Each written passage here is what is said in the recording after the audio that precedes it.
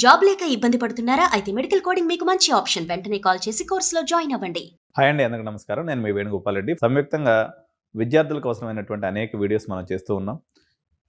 దాదాపు 2 నెలల నుంచి యునైటెడ్ స్టేట్స్ ఆఫ్ అమెరికా యుఎస్ఏలో జరుగుతున్నటువంటి H1B వీసాల ఇష్యూ కొంచెం సద్దుమణిగింది. అట్లా వాళ్ళు ఏదో కొంచెం అటు ఇటు ఉన్నారనగానే ఇప్పుడు మరొక కొత్త ఇష్యూ అక్కడ రావడం జరిగింది. ఈ ఇష్యూ పేరే ఓపీటీ. ఓపీటీ అంటే ఏంటంటే ఆప్షనల్ ప్రాక్టికల్ ట్రైనింగ్ ప్రోగ్రామ్ అనమాట.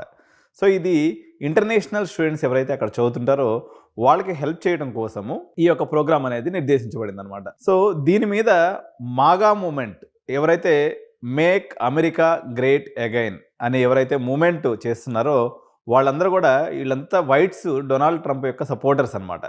ఈ సపోర్టర్స్ అందరూ కూడా ఈ ఓపీటీ ప్రోగ్రాం వల్ల వాళ్ళ యొక్క ఉపాధి దెబ్బతింటుంది అనేది వాళ్ళ యొక్క అభియోగం.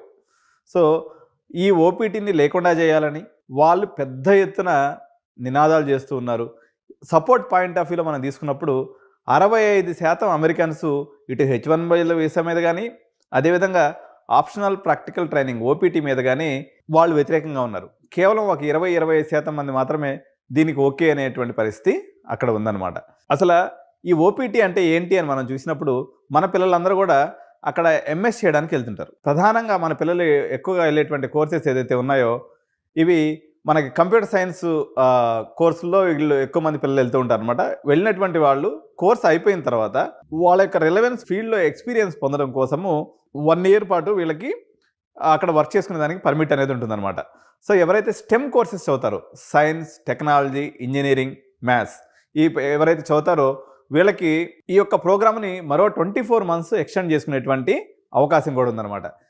ఎవరైతే ఈ యొక్క ఓపీటీలో ఉంటారో వీళ్ళ యొక్క కన్వర్షన్ రేటు H1B వీసా పొందేదానికి మరింత వీళ్ళకి ఎక్కువ అవకాశం ఉంటుంది. సో ఈ ఓపీటీని H1B వీసా యొక్క గేట్వేగా మనం చెప్పవచ్చు. సో ఎవరైతే విద్యార్థి అక్కడికి వెళ్తాడో ఫస్ట్ ఈయన F1 వీసా మీద వెళ్తాడండి. F1 వీసా మీద దగ్గర నుంచి అది ఓపీటీగా మారుతుంది. ఓపీటీగా ఉన్నప్పుడు కూడా ఈయన F1 వీసా మీద ఉన్నట్టే.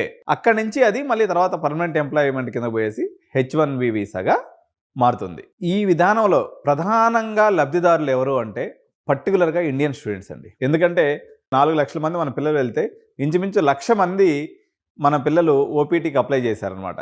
సో ఓపీటీకి అప్లై చేసే కమ్యూనిటీలు ప్రధానంగా ఇండియన్ కమ్యూనిటీ, దాని తర్వాత చైనా, దాని తర్వాత కెనడా, బ్రెజిల్ ఈ దేశాల నుంచి వచ్చినటువంటి విద్యార్థులంతా కూడా ఈ యొక్క ఓపీటీ ప్రోగ్రామ్కి పర్టికులర్గా అప్లై చేసుకుంటూ ఉంటారు. తద్వారా వాళ్ళు H1B తీసుకొని అక్కడ సెటిల్ అవ్వడానికి ప్రయత్నం చేస్తూ ఉంటారు అనమాట.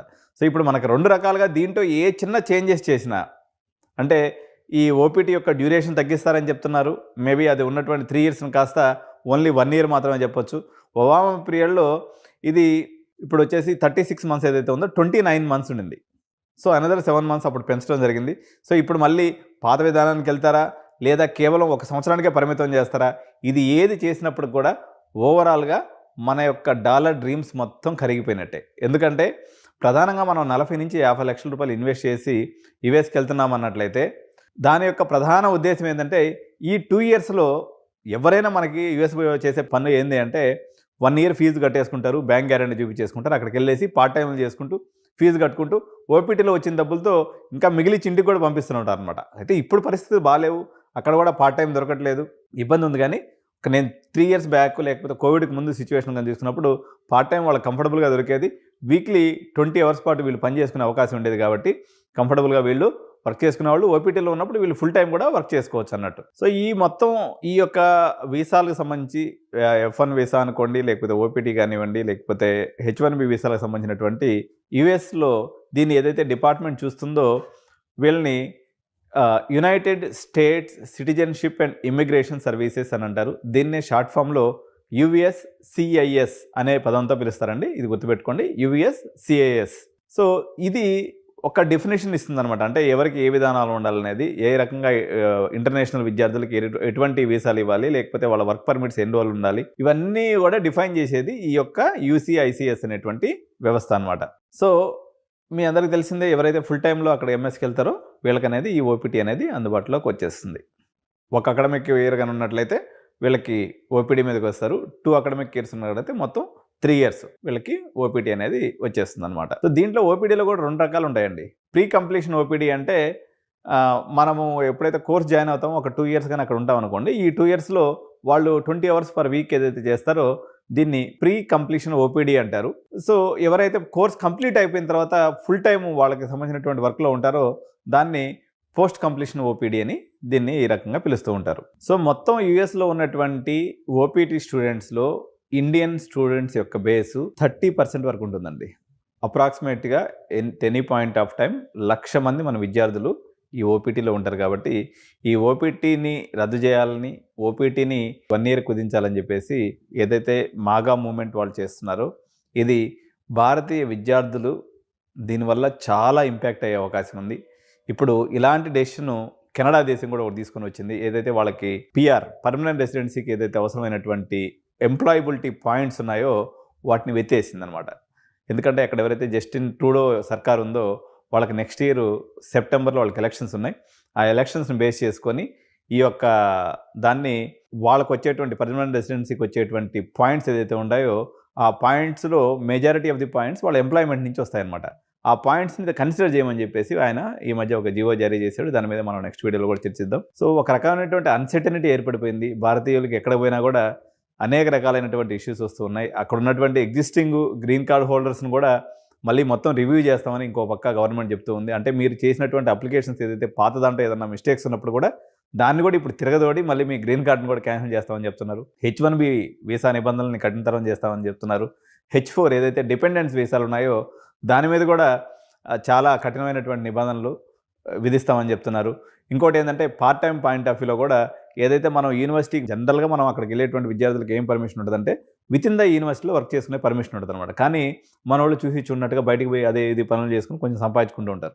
ఇప్పుడు ఆ అవకాశం కూడా లేకుండా పోయే పరిస్థితి వచ్చేసింది. ఓన్లీ ఏమాత్రం చిన్న తేడా జరిగినా మీరు అక్కడ హోమ్ల్యాండ్ సెక్యూరిటీ ఎవరైతే ఉంటారో వాళ్ళు మిమ్మల్ని నిర్బంధించి ఏదర్ డిపోర్టింగ్ అన్నా చేస్తున్నారు, లేకపోతే కేసులైనా పెట్టేటువంటి అవకాశం ఉంది. కాబట్టి మనం ఒకసారి పునరాలోచించుకోవాలి.